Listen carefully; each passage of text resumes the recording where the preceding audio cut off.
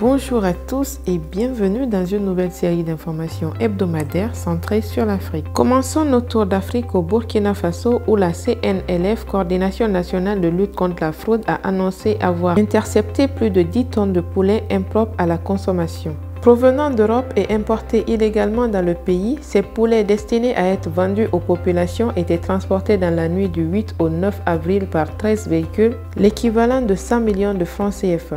Les conditions de transport n'étant pas respectées, notamment la température chaude des emballages abîmés, la consommation de tels produits s'avère extrêmement dangereuse pour la santé. Un drame sanitaire a donc été évité de justesse dans le pays. Parlons à présent du Kenya qui a lancé son tout premier satellite d'observation de la Terre ce mardi 11 avril. Baptisé Tefa 1, Nation 1 en Swahili, le satellite a été lancé à bord d'une fusée Falcon 9 de la société américaine SpaceX depuis une base américaine en Californie. L'enjeu pour l'Afrique est la souveraineté et l'indépendance de données et cela permettra au continent de construire un tissu universitaire scientifique. Le satellite faisant 30 cm de longueur sur 10 cm de largeur, les données qu'il relève telles que l'état de végétation, l'état de l'humidité des sols seront envoyées et traitées au Kenya.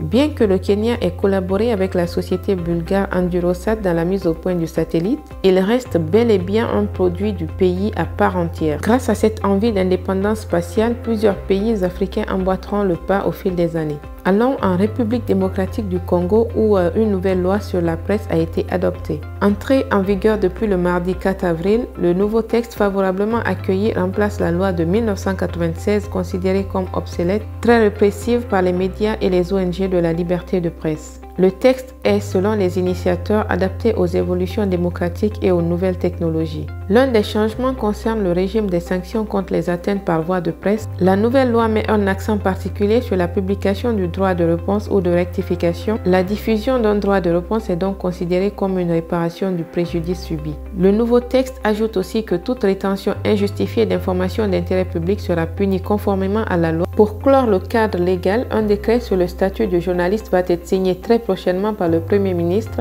dans le but de réglementer l'accès à la carte de presse.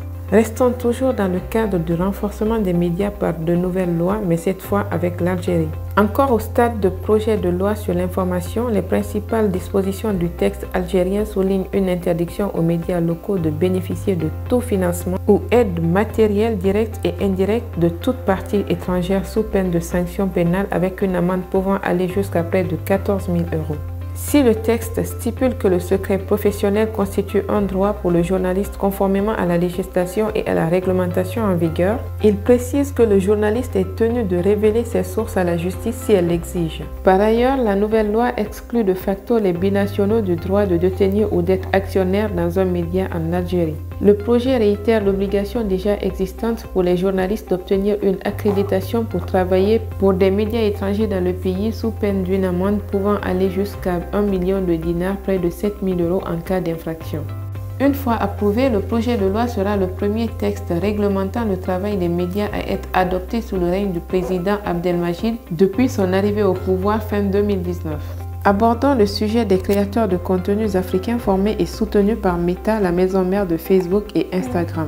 Dans le but de créer un écosystème positif en ligne au sein duquel les influenceurs du continent peuvent s'exprimer librement, développer leur créativité tout en générant des revenus, le Meta lance des campagnes de formation et de sensibilisation au bon usage des réseaux sociaux.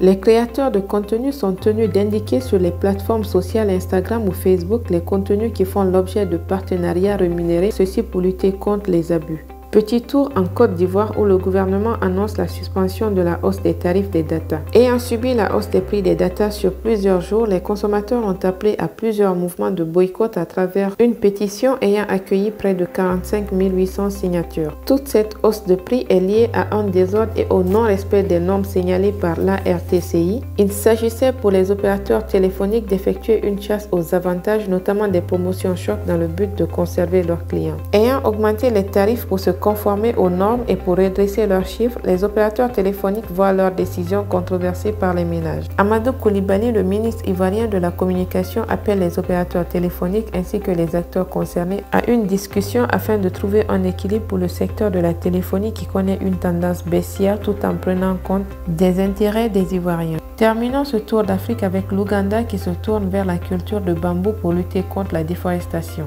Ndaoula Kalema est l'instigateur de ce projet qui a débuté en 2009. Il est passé du journalisme à la culture du bambou afin de contribuer à l'inversion des dommages environnementaux observés dans ce pays d'Afrique de l'Est en raison notamment de la pression démographique et de l'exploitation forestière illégale. L'ex-journaliste affirme que le bambou pousse rapidement et peut s'adapter à différentes conditions météorologiques, ce qui est donc essentiel pour atténuer les effets du changement climatique en Ouganda.